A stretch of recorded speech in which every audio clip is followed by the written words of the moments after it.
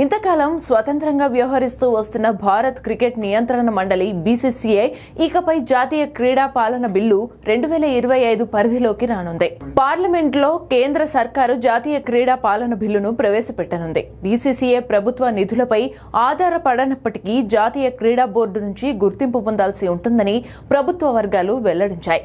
ఈ బిల్లు చట్టంగా మారిన తర్వాత అన్ని జాతీయ సమాఖ్యల మాదిరిగానే బీసీసీఐ కూడా ఈ నిబంధనలను పాటించాల్సిన అవసరం ఉంటుందని స్పష్టం చేశారు.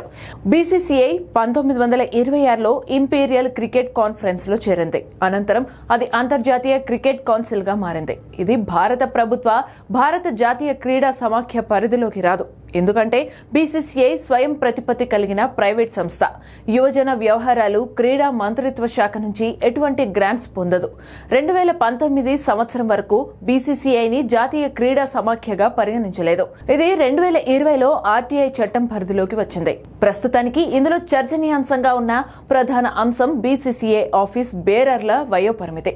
ప్రస్తుత అధ్యక్షుడు రోజర్ బిన్నీ జూలై 19న 70 ఏళ్లు పూర్తి చేసుకున్నారు. బీసీసీఐ రాజ్యాంగం ప్రకారం 70 ఏళ్లు నిండిన ఏ ఆఫీస్ బేరర్ అయినా బాధ్యత నుంచి తప్పుకోవాల్సి ఉంటుంది.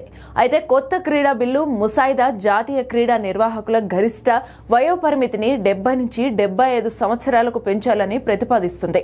ఈ బిల్లు ఆమోదం పొందితే బిన్నీ తన పదవీ కాలాన్ని కొనసాగించడానికి ఇది అనుమతించవచ్చని నిపుణులు చెబుతున్నారు.